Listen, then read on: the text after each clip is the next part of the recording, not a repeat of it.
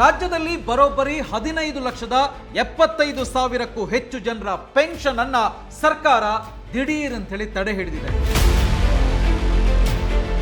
ಪ್ರತಿ ತಿಂಗಳು ಮೆಡಿಸಿನ್ ತಗೊಳ್ಳೋದಿಕ್ಕೆ ಅಥವಾ ದಿನಬಳಕೆಯ ಸಣ್ಣ ಪುಟ್ಟ ಖರ್ಚಿಗೆ ಸರ್ಕಾರ ಕೊಡುವ ಪೆನ್ಷನ್ ಮೇಲೆಯೇ ಕಂಪ್ಲೀಟ್ ಆಗಿ ಡಿಪೆಂಡ್ ಆಗಿರೋ ಲಕ್ಷಾಂತರ ಬಡ ಹಿರಿಯ ನಾಗರಿಕರಿಗೆ ಇದು ಶಾಕಿಂಗ್ ನ್ಯೂಸ್. ಹೌದು, ನೀವು ಕೇಳ್ತಾ ಇರೋದು 100ಕ್ಕೆ 100 ನಿಜ. ಕಳೆದ 2-3 ತಿಂಗಳಿಂದ ನಿಮ್ಮ ಮನೆಯಲ್ಲಿರೋ ಅಜ್ಜ ಅಜ್ಜಿಗೆ, ಅಮ್ಮನಿಗೆ ಅಥವಾ ಅಕ್ಕ ತಂಗಿಯರಿಗೆ ಬರಬೇಕಾಗಿದ್ದ ಸರ್ಕಾರದ ಪೆನ್ಷನ್ ದುಡ್ಡು ದಿಢೀರ್ ಅಂತ ಹೇಳಿ ನಿಂತು ಹೋಗಿದ್ಯಾ? ನಾಳೆ ಬರುತ್ತೆ, ನಾಡಿದ್ದು ಬರುತ್ತೆ ಅಂತ ಮೊಬೈಲ್ ಮೆಸೇಜ್ ಚೆಕ್ ಮಾಡ್ತಾ ವೆಯ್ಟ್ ಮಾಡ್ತಾ ಇದ್ದೀರಾ? ಹಾಗಿದ್ರೆ ಹುಷಾರ್, ಸರ್ಕಾರ ಸೈಲೆಂಟ್ ಆಗಿ ತಗೊಂಡಿರೋ ಈ ಒಂದು ಬಿಗ್ ಡಿಸಿಷನ್ ನಿಮ್ಮ ಫ್ಯಾಮಿಲಿ ಮೇಲೂ ಕೂಡ ಅಫೆಕ್ಟ್ ಆಗಿರ್ಬೋದು.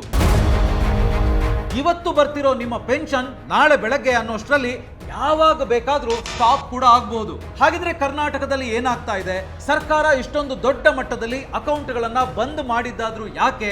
ಸರ್ಕಾರದ ಹತ್ತಿರ ದುಡ್ಡಿಲ್ಲ ಅನ್ನೋ ಕಾರಣಕ್ಕೆ ಏನಾದ್ರೂ ಹೀಗೆ ಮಾಡ್ತಾ ಇದೆಯಾ? ನಿಮ್ಮ ಮನೆಯ ಪೆನ್ಷನ್ ದುಡ್ಡು ನಿಲ್ಬಾರ್ದು, ಬಂದಾಗಿರೋ ಹಣ ತಕ್ಷಣ ವಾಪಸ್ ಬರಬೇಕು ಅಂತ ಹೇಳಿದ್ರೆ ನೀವೇನ್ ಮಾಡಬೇಕು? ಹೀಗೆ ಇದಕ್ಕೆ ಸಂಬಂಧಪಟ್ಟಂತ ಇನ್ ಡೀಟೇಲ್ ಅಂದ್ರೆ ಕಂಪ್ಲೀಟ್ ಮಾಹಿತಿಯನ್ನ ನಾನು ಈ ವಿಡಿಯೋದಲ್ಲಿ ಕೊಡ್ತೀನಿ. ಸೊ ಈ ವಿಡಿಯೋವನ್ನ 1 ಸೆಕೆಂಡ್ ಕೂಡ ಸ್ಕಿಪ್ ಮಾಡದೆ ಕಂಪ್ಲೀಟ್ ಆಗಿ ನೋಡಿ.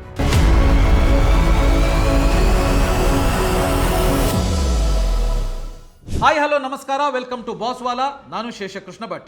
ಎಸ್, ಈ ವಿಡಿಯೋದಲ್ಲಿ ನಾವು ರಾಜ್ಯ ಸರ್ಕಾರದ ಅತ್ಯಂತ ಪ್ರಮುಖ ಯೋಜನೆ ಹಾಗೂ ಅದರಲ್ಲಿ ಆಗಿರುವಂತ ದೊಡ್ಡ ಬದಲಾವಣೆಗಳ ಬಗ್ಗೆ ನಾನು ಮಾತಾಡ್ತೀನಿ. ನೋಡಿ, ನೀವಿನ್ನೂ ಕೂಡ ನಮ್ಮ ಬಾಸ್ವಾಲಾ ಕನ್ನಡ ಚಾನಲ್ ಅನ್ನ ಸಬ್ಸ್ಕ್ರೈಬ್ ಮಾಡ್ಕೊಂಡಿಲ್ಲ ಅಂದ್ರೆ ಈಗಲೇ ಸಬ್ಸ್ಕ್ರೈಬ್ ಮಾಡಿ, ಬೆಲ್ ಐಕಾನ್ ಅನ್ನ ಕ್ಲಿಕ್ ಮಾಡಿ. ಮೊದಲಿಗೆ ವಿಷಯ ಏನು ಅಂತ ಹೇಳಿದ್ರೆ, ನಮ್ಮ ರಾಜ್ಯ ಸರ್ಕಾರದ ಸೋಷಿಯಲ್ ಸೆಕ್ಯೂರಿಟಿ ಸ್ಕೀಮ್ಸ್ ಅಂದ್ರೆ ಈ ವೃದ್ಧಾಪ್ಯ ವೇತನ, ವಿಧವಾ ವೇತನ, ಸಂಧ್ಯಾ ಸುರಕ್ಷಾ ಮತ್ತು ಅಂಗವಿಕಲರ ಪಿಂಚಣಿ ಯೋಜನೆಗಳ ಅಡಿಯಲ್ಲಿ ದುಡ್ಡು ತಗೊಳ್ತಿರುವಂತ ಕೋಟ್ಯಾಂತರ ಜನರಿಗೆ ಒಂದು ಬಿಗ್ ಶಾಕ್ ಎದುರಾಗಿದೆ. ಇಡೀ ಕರ್ನಾಟಕದ ಮೂಲೆ ಮೂಲೆಗಳಲ್ಲೂ ಬಡ ಹಿರಿಯ ನಾಗರಿಕರು ಪ್ರತಿ ತಿಂಗಳು ತಮ್ಮ ಮೆಡಿಸಿನ್ ತೆಗೆದುಕೊಳ್ಳೋದಿಕ್ಕೆ ಅಥವಾ ದಿನಬಳಕೆಯ ಸಣ್ಣ ಪುಟ್ಟ ಖರ್ಚುಗಳಿಗೆ ಈ 1000 ಅಥವಾ 1500 ರೂಪಾಯಿ ಮೇಲೆನೆ ಕಂಪ್ಲೀಟ್ ಆಗಿ ಡಿಪೆಂಡ್ ಆಗಿರ್ತಾರೆ. ಅಂದ್ರೆ ಸರ್ಕಾರ ಕೊಡುವ ಪೆನ್ಷನ್ ಮೇಲೆನೆ ಅವರು ಅವಲಂಬಿತರಾಗಿರ್ತಾರೆ. ಅಂತಹದ್ರಲ್ಲಿ ಕಳೆದ 3 ತಿಂಗಳಿನಿಂದ ದುಡ್ಡು ರಿಲೀಸ್ ಆಗಿಲ್ಲ ಅಂತ ಹೇಳಿದಾಗ ಜನ ಗಾಬರಿಯಾಗಿ ತಹಶೀಲ್ದಾರ್ ಆಫೀಸು, ನಾಡ ಕಚೇರಿ ಅಂತ ಅಲೆಯೋದಕ್ಕೆ ಶುರು ಮಾಡಿದ್ದಾರೆ. ಹಾಗಿದ್ರೆ ಯಾಕೆ ಹೀಗಾಯ್ತು? ಸರ್ಕಾರದ ಹತ್ರ ದುಡ್ಡಿಲ್ಲ ಅಂತನಾ? ಖಂಡಿತವಾಗ್ಲೂ ಅಲ್ಲ. ಇಲ್ಲಿ ನಡೀತಿರೋದೇ ಬೇರೆ ಕತೆ. ಅದೇನು ಅಂತ ಈಗ ನೋಡೋಣ. ನೋಡಿ, ರಾಜ್ಯದಲ್ಲಿ ಒಟ್ಟು 82,71,000 ಪೆನ್ಷನ್ ಅಥವಾ ಪಿಂಚಣಿ ಫಲಾನುಭವಿಗಳಿದ್ದಾರೆ. ಅಂದ್ರೆ ಇಷ್ಟು ಜನರಿಗೆ ಪ್ರತಿ ತಿಂಗಳು ಸರ್ಕಾರ ಬರೋಬ್ಬರಿ 400 ಕೋಟಿ ರೂಪಾಯಿಗಿಂತ ಹೆಚ್ಚು ದುಡ್ಡನ್ನ ಖರ್ಚು ಮಾಡುತ್ತೆ. ಆದ್ರೆ ಇತ್ತೀಚೆಗೆ ಕಂದಾಯ ಇಲಾಖೆಯ ಆಫೀಸರ್ಸ್ ಒಂದು ಭರ್ಜರಿ ಪ್ಲಾನ್ ಮಾಡಿ ಇಡೀ ಸಿಸ್ಟಮ್ಗೆ ಒಂದು ದೊಡ್ಡ ಸರ್ಜರಿ ಮಾಡಿದ್ದಾರೆ. ಈ ಸರ್ಜರಿಯಲ್ಲಿ ಏನಾಗಿದೆ ಅಂತ ಹೇಳಿದ್ರೆ, ಒಂದಲ್ಲ ಎರಡಲ್ಲ, ಬರೋಬ್ಬರಿ 15,75,000ಕ್ಕೂ ಹೆಚ್ಚು ಜನರ ಪಿಂಚಣಿಯನ್ನ ದಿಢೀರ್ ಅಂತ ಹೇಳಿ ತಡೆ ಹಿಡಿಯಲಾಗಿದೆ ಅಥವಾ ಕ್ಯಾನ್ಸಲ್ ಮಾಡಲಾಗಿದೆ. ನೋಡಿ, ಇದರಿಂದ ಸರ್ಕಾರಕ್ಕೆ ಪ್ರತಿ ತಿಂಗಳು ಬರೋಬ್ಬರಿ 150 ಕೋಟಿ ರೂಪಾಯಿ ಉಳಿತಾಯ ಆಗ್ತಾ ಇದೆ. ಹಾಗಿದ್ರೆ ನೀವು ಕೇಳ್ಬೋದು, 15,75,000ಕ್ಕೂ ಹೆಚ್ಚು ಜನರ ಪೆನ್ಷನ್ ಅನ್ನ ಯಾಕೆ ಕ್ಯಾನ್ಸಲ್ ಮಾಡಿದ್ದಾರೆ ಅಂತ. ಅದಕ್ಕೆ ಇಲಾಖೆ 5 ಪ್ರಮುಖ ಕಾರಣಗಳನ್ನು ಕೊಟ್ಟಿದೆ. ನೋಡಿ, ಸರ್ಕಾರ ಇಷ್ಟೊಂದು ದೊಡ್ಡ ಮಟ್ಟದಲ್ಲಿ ಅಕೌಂಟ್ಗಳನ್ನ ಲಾಕ್ ಮಾಡೋದಿಕ್ಕೆ ಕೇವಲ ಆಫೀಸ್ನಲ್ಲೇ ಕೂತ್ಕೊಂಡು ಊಹೆಗಳನ್ನ ನಂಬಿ ಇದನ್ನ ಮಾಡಿದ್ದಲ್ಲ. ಖುದ್ದಾಗಿ ಗ್ರಾಮ ಆಡಳಿತ ಅಧಿಕಾರಿಗಳು, ವಿಎಗಳು ಪ್ರತಿ ಹಳ್ಳಿ ಪ್ರತಿ ಮನೆಗೆ ಹೋಗಿ ಲೈವ್ ಆಗಿ ಫಿಸಿಕಲ್ ವೆರಿಫಿಕೇಶನ್ ಅನ್ನ ಮಾಡಿದ್ದಾರೆ. ಜೊತೆಗೆ ಸರ್ಕಾರ ಈಗ ನವೋದಯ ಅನ್ನೋ ಹೊಸ ಡಿಜಿಟಲ್ ತಂತ್ರಾಂಶದ ಮೂಲಕ ಇಡೀ ಸಿಸ್ಟಮ್ ಅನ್ನ ಫಿಲ್ಟರ್ ಮಾಡ್ತಾ ಇದೆ. ಹಾಗೆ ಚೆಕ್ ಮಾಡಿದಾಗ ಇಲಾಖೆಗೆ ಸಿಕ್ಕಿರೋ ಆ 5 ಅಸಲಿ ಕಾರಣಗಳು ಮತ್ತು ಬಾಧಿತರಾದವರ ನಿಖರ ಅಂಕಿಅಂಶ ಇಲ್ಲಿದೆ. ನೋಡ್ತಾ ಹೋಗೋಣ. ಕಾರಣ 1, ಸೂಕ್ತ ದಾಖಲೆಗಳ ಕೊರತೆ ಮತ್ತು ತಾಂತ್ರಿಕ ಗೊಂದಲ. ಇದರಿಂದಾಗಿ ಬಾಧಿತರಾದವರೆಷ್ಟು? 13,23,932 ಜನ. ನೋಡಿ, ಇದು ಇಡೀ ಲಿಸ್ಟ್ ನಲ್ಲೇ ಅತ್ಯಂತ ದೊಡ್ಡ ನಂಬರ್ ಅಂತ ಹೇಳ್ಬೋದು. ಸುಮಾರು 13 ಲಕ್ಷಕ್ಕೂ ಹೆಚ್ಚು ಜನರಲ್ಲಿ ಸರಿಯಾದ ಒರಿಜಿನಲ್ ಡಾಕ್ಯುಮೆಂಟ್ಸ್ ಸಿಕ್ಕಿಲ್ಲ. ಸರ್ಕಾರ ಈಗ ಪಾರದರ್ಶಕತೆ ತರೋದಕ್ಕೆ ಡಿಬಿಟಿ, ಡೈರೆಕ್ಟ್ ಬೆನಿಫಿಟ್ ಟ್ರಾನ್ಸ್ಫರ್ ಮೂಲಕ ನೇರವಾಗಿ ಬ್ಯಾಂಕ್ ಅಕೌಂಟ್ಗೆ ಹಣ ಹಾಕ್ತಾ ಇದೆ. ಇದಕ್ಕೆ ಸರ್ಕಾರದ ನಿಯಮಗಳ ಪ್ರಕಾರ ಆಧಾರ್ ಲಿಂಕ್, ಆಧಾರ್ ಜೋಡಣೆ ಮತ್ತು KYC ಕಡ್ಡಾಯ. ಆದ್ರೆ ತುಂಬಾ ಜನರ ಬ್ಯಾಂಕ್ ಅಕೌಂಟ್ಗೆ ಆಧಾರ್ ಲಿಂಕ್ ಆಗಿಲ್ಲ. ಇನ್ನು ಕೆಲವರ ವಯಸ್ಸಾದ ಕಾರಣ ಹೆಬ್ಬೆರಳ ಗುರುತು ಬಯೋಮೆಟ್ರಿಕ್ ಮ್ಯಾಚ್ ಆಗ್ತಾ ಇಲ್ಲ. ಈ ತಾಂತ್ರಿಕ ತಪ್ಪಿನಿಂದಾಗಿಯೇ ಈ 13 ಲಕ್ಷ ಜನರ ಪೆನ್ಷನ್ ಹೋಲ್ಡ್ ಆಗಿದೆ. ಇದು ಕಾರಣ 1. ಇನ್ನು 2ನೇ ಕಾರಣ ವಿಳಾಸದ ಗೊಂದಲ. ಜನ ಸಿಗ್ತಾ ಇಲ್ಲ. ನೋಡಿ, ಇದರಿಂದ ಬಾಧಿತರಾದವರು 2,21,000 ಜನ. ನೋಡಿ, ಇದು ತುಂಬಾ ಇಂಟ್ರೆಸ್ಟಿಂಗ್ ಆಗಿದೆ, ಕೇಳಿ. ಪಿಂಚಣಿ ಪಡೆಯುವ ಎಷ್ಟೋ ಜನ ಹಿರಿಯರು ವರ್ಷಗಳ ಹಿಂದೆ ಅರ್ಜಿ ಹಾಕುವಾಗ ಒಂದು ಅಡ್ರೆಸ್ ಅನ್ನ ಕೊಟ್ಟಿರ್ತಾರೆ, ಒಂದು ವಿಳಾಸವನ್ನ ಕೊಟ್ಟಿರ್ತಾರೆ. ಆದ್ರೆ ವರ್ಷ ಕಳಿತಾ ಕಳಿತಾ ಮಕ್ಕಳ ಮನೆಗೋ ಅಥವಾ ಬಾಡಿಗೆ ಮನೆ ಬದಲಾಯಿಸಿಯೋ ಬೇರೆ ಬೇರೆ ಊರುಗಳಿಗೆ ಹೋಗಿರ್ತಾರೆ, ಅಂದ್ರೆ ಬೇರೆ ಕಡೆಗೆ ಹೋಗಿರ್ತಾರೆ. ಅಧಿಕಾರಿಗಳು ವೆರಿಫಿಕೇಶನ್ಗೆ ಅಂತ ಲಿಸ್ಟ್ ಹಿಡಿದು ಆ ಮನೆಗೆ ಹೋದಾಗ ಅಲ್ಲಿ ಈ ಜನ ಇರೋದಿಲ್ಲ.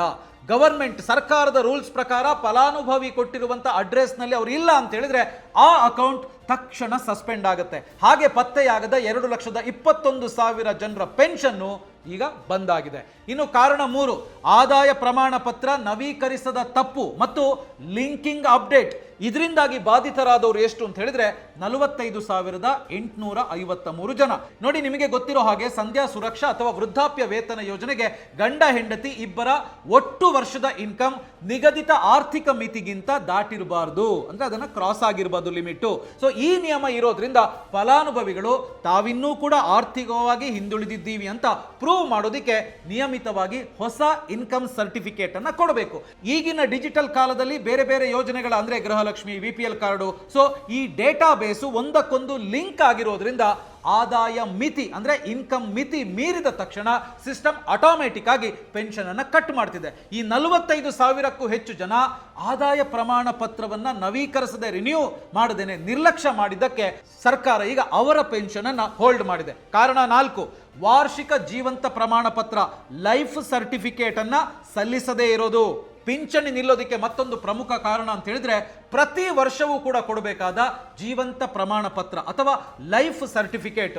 ಪಿಂಚಣಿ ಪಡೆಯುವಂತ ವ್ಯಕ್ತಿ ಜೀವಂತವಾಗಿದ್ದಾರೆ ಮತ್ತು ಅವರೇ ಈ ಹಣವನ್ನ ಪಡಿತಾ ಇದ್ದಾರೆ ಅಂತೇಳಿ ಪ್ರೂವ್ ಮಾಡೋದಕ್ಕೋಸ್ಕರ, ಸಾಬೀತು ಮಾಡೋದಕ್ಕೋಸ್ಕರ ಪ್ರತಿ ವರ್ಷ ಬಯೋಮೆಟ್ರಿಕ್ ಅಥವಾ ಆನ್ಲೈನ್ ದೃಢೀಕರಣವನ್ನ ಮಾಡಬೇಕಾಗುತ್ತೆ. ಇದನ್ನ ಮಾಡದ ಲಕ್ಷಾಂತರ ಜನರ ಪೆನ್ಷನ್ ಅನ್ನ ಸದ್ಯಕ್ಕೆ ಸ್ಟಾಪ್ ಮಾಡಿದ್ದಾರೆ, ಅಂದ್ರೆ ಸದ್ಯಕ್ಕೆ ಇದು ಸ್ಥಗಿತಗೊಂಡಿದೆ. ಇನ್ನು 5ನೇ ಕಾರಣ, ಬ್ಯಾಂಕ್ಗಳ ವಿಲೀನ, ಬ್ಯಾಂಕ್ ಮರ್ಜರ್ ಮತ್ತು IFSC ಗೊಂದಲ. ನೋಡಿ, ಇತ್ತೀಚಿನ ವರ್ಷಗಳಲ್ಲಿ ಎಷ್ಟೋ ಬ್ಯಾಂಕ್ಗಳು ಒಂದಕ್ಕೊಂದು ಮರ್ಜ್ ಆಗಿದಾವೆ, ನಿಮಗೂ ಕೂಡ ಗೊತ್ತು. ಇದರಿಂದಾಗಿ ಬ್ಯಾಂಕ್ಗಳ IFSC ಕೋಡ್ಗಳಿದಾವಲ್ಲ ಅದು ಕೂಡ ಚೇಂಜ್ ಆಗಿದೆ. ಆದ್ರೆ ಎಷ್ಟೋ ಜನ ವೃದ್ಧರು ಇನ್ನೂ ಕೂಡ ಹಳೆಯ ಪಾಸ್ಬುಕ್ ಅನ್ನ ಹಾಗೆ ಇಟ್ಕೊಂಡಿರೋದ್ರಿಂದ ಸರ್ಕಾರ DBT ಮೂಲಕ ಹಣ ಹಾಕಿದಾಗ ಟೆಕ್ನಿಕಲ್ ಪ್ರಾಬ್ಲಮ್ ಇಂದ, ತಾಂತ್ರಿಕ ಕಾರಣದಿಂದಾಗಿ ಟ್ರಾನ್ಸಾಕ್ಷನ್ ಫೇಲ್ ಆಗ್ತಾ ಇದೆ. ಹಾಗಾಗಿ ಎಷ್ಟೋ ಜನರಿಗೆ ಪೆನ್ಷನ್ ಸಿಗ್ತಾ ಇಲ್ಲ. ಇನ್ನು ಇದೆಲ್ಲದರ ಜೊತೆಗೆ ವಂಚನೆಗಳು ಕೂಡ ಬಯಲಾಗಿದೆ, ನಕಲಿ ಖಾತೆಗಳ ಹಾವಳಿ ಕೂಡ ಇದೆ. ಅಂದ್ರೆ ಕೇವಲ ತಾಂತ್ರಿಕ ಕಾರಣ ಅಷ್ಟೇ ಅಲ್ಲ, ಈ ಮನೆ ಮನೆ ಚೆಕಿಂಗ್ ನಡೆಸಿದಾಗ ಸಿಸ್ಟಮ್ ನಲ್ಲಿದ್ದಂತ ಕೆಲವು ಶಾಕಿಂಗ್ ವಂಚನೆಗಳು ಕಂಪ್ಲೀಟ್ ಆಗಿ ಬಯಲಿಗೆ ಬಂದಿದ್ದಾವೆ. ನಿಜವಾದ ಬಡವರಿಗೆ ಸಿಗಬೇಕಾದ ಹಣವನ್ನ ಯಾರೆಲ್ಲ ಲೂಟಿ ಮಾಡ್ತಾ ಇದ್ರು ಅಂತ ಕೇಳಿದ್ರೆ ನಿಜಕ್ಕೂ ಕೂಡ ನಿಮಗೆ ಶಾಕ್ ಆಗುತ್ತೆ. ಅಂತಹ ವಂಚನೆಗಳು ಯಾವುದು? ವಯಸ್ಸಿನ ವಂಚನೆ. ನೋಡಿ, ನಿಯಮದ ಪ್ರಕಾರ ವೃದ್ಧಾಪ್ಯ ವೇತನವನ್ನ ತಗೊಳ್ಬೇಕು ಅಂತ ಹೇಳಿದ್ರೆ ಕನಿಷ್ಠ 65 ವರ್ಷ ದಾಟಿರಬೇಕು. ಆದ್ರೆ ಅಧಿಕಾರಿಗಳು ಚೆಕ್ ಮಾಡಿದಾಗ ಕೆಲವರು ಫೇಕ್ ಡಾಕ್ಯುಮೆಂಟ್ಸ್ ಅನ್ನ ರೆಡಿ ಮಾಡಿ ಆಧಾರ್ ಕಾರ್ಡ್ ಅಥವಾ ವಯಸ್ಸಿನ ದಾಖಲೆಯನ್ನ ತಿದ್ದಿ ಕೇವಲ 35ರಿಂದ 40 ವರ್ಷ ವಯಸ್ಸಿರುವಂತ ಯುವಕರು ಮತ್ತು ಮಿಡಲ್ ಏಜ್ ಜನ ಕೂಡ 65 ವರ್ಷ ದಾಟಿದವರ ತರಹ ನಟಿಸಿ ಅಕ್ರಮವಾಗಿ ಪ್ರತಿ ತಿಂಗಳು ಪೆನ್ಷನ್ ದುಡ್ಡನ್ನ ತಿಂತಾ ಇರೋದು ಬೆಳಕಿಗೆ ಬಂದಿದೆ. ಇನ್ನು ನೆಕ್ಸ್ಟ್, ಶ್ರೀಮಂತರ ಆಟ. ಇನ್ನು ಕೆಲವರು ಸುಳ್ಳು ಇನ್ಕಮ್ ಸರ್ಟಿಫಿಕೇಟ್ ಕೊಟ್ಟವರು, ಬ್ಯಾಂಕ್ನಲ್ಲಿ ಲಕ್ಷ ಫಿಕ್ಸೆಡ್ ಡೆಪಾಸಿಟ್ ಇಟ್ಟಿರೋರು, ಹಾಗೆಯೇ ಇನ್ಕಮ್ ಟ್ಯಾಕ್ಸ್ ಅನ್ನ ಕಟ್ತಾ ಇರುವಂತವರು ಮತ್ತು ಸರ್ಕಾರಿ ನೌಕರರ ಪೇರೆಂಟ್ಸ್ ಕೂಡ ಬಡವರ ಹೊಟ್ಟೆಗೆ ಹೊಡೆದು ಅಕ್ರಮವಾಗಿ ಪೆನ್ಷನ್ ಅನ್ನ ತಗೊಳ್ತಾ ಇದ್ರು. ಇಂಥವರನ್ನೆಲ್ಲ ಹುಡುಕಿ ಇಡೀ ರಾಜ್ಯಾದ್ಯಂತ ಒಟ್ಟು 15,75,911 ನಕಲಿ ಅಥವಾ ಅಪೂರ್ಣ ಅಕೌಂಟ್ಸ್ ಅನ್ನ ಸರ್ಕಾರ ತಕ್ಷಣದಿಂದನೇ ಜಾರಿಗೆ ಬರೋ ಹಾಗೆ ಕಂಪ್ಲೀಟ್ ಆಗಿ ತಡೆ ಹಿಡಿದಿದೆ, ಕ್ಯಾನ್ಸಲ್ ಮಾಡಿದೆ. ಇನ್ನು ನಿಮ್ಮ ಜಿಲ್ಲೆಯಲ್ಲಿ ಎಷ್ಟು ಅಕೌಂಟ್ ಬಂದಾಗಿದೆ ಅಂತ ನಿಮಗೇನಾದ್ರೂ ಕುತೂಹಲ ಇದೆಯಾ? ಹಾಗಿದ್ರೆ ನಿಮಗೊಂದು ಲಿಸ್ಟ್ ಅನ್ನು ನಾನೀಗ ತೋರಿಸ್ತೀನಿ. ಆ ಲಿಸ್ಟ್ ಅನ್ನು ಗಮನಿಸಿ, ನಿಮ್ಮ ಜಿಲ್ಲೆಯಲ್ಲಿ ಎಷ್ಟು ಅಕೌಂಟ್ಗಳು ಕ್ಲೋಸ್ ಆಗಿದಾವೆ ಅಂತ ಹೇಳೋದು ನಿಮಗೂ ಕೂಡ ಗೊತ್ತಾಗ್ತಾ ಇದೆ. ಸೊ ಈಗ ಸ್ಕ್ರೀನ್ ಮೇಲೆ ನೀವು ಗಮನಿಸ್ತಾ ಇರಬಹುದು, ಬೆಳಗಾವಿಯಲ್ಲಿ 1,31,833 ಅಕೌಂಟ್ಸ್ ಅನ್ನ ತಡೆ ಹಿಡಿಯಲಾಗಿದೆ. ಇದು ರಾಜ್ಯದಲ್ಲೇ ಹೈಯೆಸ್ಟ್, ಇಡೀ ರಾಜ್ಯದಲ್ಲೇ ಬೆಳಗಾವಿ ನಂಬರ್ 1 ಪ್ಲೇಸ್ ನಲ್ಲಿದೆ. ನೆಕ್ಸ್ಟ್ ಮೈಸೂರು 1,05,679 ಅಕೌಂಟ್ಸ್, ಕೋಲಾರದಲ್ಲಿ 90,995 ಅಕೌಂಟು, ರಾಯಚೂರಿನಲ್ಲಿ 90,143 ಖಾತೆಗಳು, ದಾವಣಗೆರೆಯಲ್ಲಿ 85,293, ಅಕೌಂಟ್ಸು, ವಿಜಯಪುರದಲ್ಲಿ 84,153, ಕಲಬುರಗಿಯಲ್ಲಿ 82,375, ಬೀದರ್ನಲ್ಲಿ 59,701, ಮಂಡ್ಯದಲ್ಲಿ 57,808, ತುಮಕೂರಲ್ಲಿ 57,552, ಚಿತ್ರದುರ್ಗದಲ್ಲಿ 57,466, ಬೆಂಗಳೂರು ಸಿಟಿಯಲ್ಲಿ 52,765, ಚಿಕ್ಕಮಗಳೂರಿನಲ್ಲಿ 51,757, ಶಿವಮೊಗ್ಗದಲ್ಲಿ 49,622, ಯಾದಗಿರಿಯಲ್ಲಿ 44,299, ದಕ್ಷಿಣ ಕನ್ನಡದಲ್ಲಿ 43,350, ಧಾರವಾಡದಲ್ಲಿ 42,925, ಹಾಸನದಲ್ಲಿ 42,281 ಅಕೌಂಟ್ಸು, ಹಾವೇರಿಯಲ್ಲಿ 41,955, ಕೊಪ್ಪಳದಲ್ಲಿ 39,887, ಬೆಂಗಳೂರು ಸೌತ್ನಲ್ಲಿ 33,501, ವಿಜಯನಗರದಲ್ಲಿ 31,305, ಚಾಮರಾಜನಗರದಲ್ಲಿ 28,871, ಚಿಕ್ಕಬಳ್ಳಾಪುರದಲ್ಲಿ 25,480, ಬಾಗಲಕೋಟೆಯಲ್ಲಿ 24,313, ಬಳ್ಳಾರಿಯಲ್ಲಿ 24,292, ಬೆಂಗಳೂರು ರೂರಲ್ನಲ್ಲಿ 22,564, ಉತ್ತರ ಕನ್ನಡದಲ್ಲಿ 21,488, ಉಡುಪಿಯಲ್ಲಿ 15,086, ಕೊಡಗಿನಲ್ಲಿ 13,636, ಹಾಗೆಯೇ ಗದಗದಲ್ಲಿ 13,536. ಇದು ರಾಜ್ಯದಲ್ಲೇ ಲೋಯೆಸ್ಟ್. ಸೊ ಟೋಟಲ್ ಆಗಿ ಇಷ್ಟು ಅಕೌಂಟ್ಗಳಿಗೆ ಪೆನ್ಷನ್ ಬರೋದನ್ನ ಸ್ಟಾಪ್ ಮಾಡಲಾಗಿದೆ, ತಡೆ ಹಿಡಿಯಲಾಗಿದೆ. ನೋಡಿ, ನೀವು ನಿಜವಾದ ಅರ್ಹ ವ್ಯಕ್ತಿಯಾಗಿದ್ದು ಎಲ್ಲಾ ರೂಲ್ಸು ಕರೆಕ್ಟ್ ಆಗಿ ಫಾಲೋ ಮಾಡ್ತಾ ಇದ್ರೆ ಯಾವುದೇ ಕಾರಣಕ್ಕೂ ಕೂಡ ನೀವು ಟೆನ್ಷನ್ ಮಾಡಬೇಕಾದ ಅವಶ್ಯಕತೆ ಇಲ್ಲ. ಸರಿಯಾದ ಡಾಕ್ಯುಮೆಂಟ್ಸ್ ಇರೋ ಜೆನ್ಯೂನ್ ಜನರಿಗೆ ಪೆನ್ಷನ್ ಯಾವತ್ತಿನಂತೆ ಕಂಟಿನ್ಯೂ ಆಗುತ್ತೆ. ಮೊದಲು ನೀವು ನಿಮ್ಮ ಪೆನ್ಷನ್ ಸ್ಟೇಟಸ್ ಏನಾಗಿದೆ ಅಂತೇಳಿ ಆಫೀಸ್ಗಳಿಗೆ ಅಲೆಯದೇನೆ ಮನೆಯಲ್ಲೇ ಕೂತು ನೀವು ಚೆಕ್ ಮಾಡೋದಕ್ಕೆ ಅವಕಾಶ ಇದೆ. ಹಾಗಿದ್ರೆ ಕೇಳ್ಬೋದು, ನೀವು ಹೇಗೆ ಚೆಕ್ ಮಾಡೋದು ಅಂತ. ನೋಡಿ, ನಿಮ್ಮ ಹತ್ರ ಮೊಬೈಲ್ ಇದೆ ಅಂತ ಹೇಳಿದ್ರೆ ಮೊಬೈಲ್ನಲ್ಲೇ ಚೆಕ್ ಮಾಡೋದಕ್ಕಾಗತ್ತೆ. ಹೇಗೆ ಅಂತ ಹೇಳುವಂಥದ್ದನ್ನ ನಾನೀಗ ಸ್ಟೆಪ್ ಬೈ ಸ್ಟೆಪ್ ನಿಮಗೆ ನಾನು ಹೇಳ್ತಾ ಹೋಗ್ತೀನಿ. ಸೊ ಮೊದಲನೇದಾಗಿ ಗೂಗಲ್ಗೆ ಹೋಗಿ SSP ಕರ್ನಾಟಕ ಅಥವಾ ಫಲಾನುಭವಿ ಪೋರ್ಟಲ್ ಅಂತ ಸರ್ಚ್ ಮಾಡಿ. ನಿಮ್ಮ ಪೆನ್ಷನ್ ಮಂಜೂರಾತಿ ಸಂಖ್ಯೆ, ಪೆನ್ಷನ್ ID ಅದನ್ನು ನೀವು ಹಾಕಿದ್ರೆ ಸಾಕು.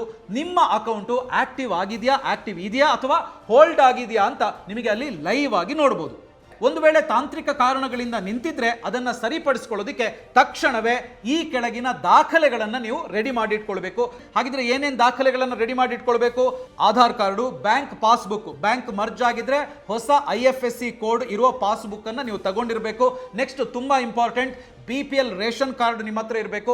ನಾಲ್ಕನೇದಾಗಿ ಪ್ರಸ್ತುತ ವಾಸವಿರುವಂತ ವಿಳಾಸದ ದೃಢೀಕರಣ ಪತ್ರ ಅಂದ್ರೆ ಅಡ್ರೆಸ್ ಪ್ರೂಫ್ ನಿಮ್ಮ ಹತ್ರ ಇರಬೇಕು. ಐದನೇದಾಗಿ ನವೀಕರಿಸಿದ ಹೊಸ ಆದಾಯ ಪ್ರಮಾಣ ಪತ್ರ ಅಂದ್ರೆ ಅಪ್ಡೇಟೆಡ್ ಇನ್ಕಮ್ ಸರ್ಟಿಫಿಕೇಟ್. ಎಲ್ಲ ದಾಖಲೆಗಳನ್ನ ನೀವು ಇಟ್ಕೊಂಡಿರ್ಬೇಕಾಗುತ್ತೆ. ಸೊ ಇದೆಲ್ಲ ಇದ್ದ ಮೇಲೆ ನೀವು ಮಾಡಬೇಕಾಗಿರೋ ಕೆಲಸ ಏನು ನೋಡಿ, ಒಂದೊಂದಾಗಿ ಹೇಳ್ತಾ ಹೋಗ್ತೀನಿ. ಸೊ ಮೊದಲನೇದಾಗಿ ಲಿಂಕಿಂಗ್ ಸಮಸ್ಯೆ ಏನಾದರೂ ಇದೆ ಅಂತ ಹೇಳಿದ್ರೆ ತಕ್ಷಣ ನಿಮ್ಮ ಪೆನ್ಷನ್ ಬರೋ ಬ್ಯಾಂಕ್ ಅಥವಾ ಪೋಸ್ಟ್ ಆಫೀಸ್ಗೆ ಹೋಗಿ ನಿಮ್ಮ ಆಧಾರ್ ಕಾರ್ಡ್ ಅನ್ನು ಕೊಟ್ಟು NPCI ಮ್ಯಾಪಿಂಗ್ ಮತ್ತು KYC ಅನ್ನ ಆಕ್ಟಿವ್ ಮಾಡ್ಕೊಳ್ಳಿ, ಸಕ್ರಿಯಗೊಳಿಸಿ ಅಂತೇಳಿ ಅಪ್ಲಿಕೇಶನ್ ಅನ್ನು ಕೊಡಿ.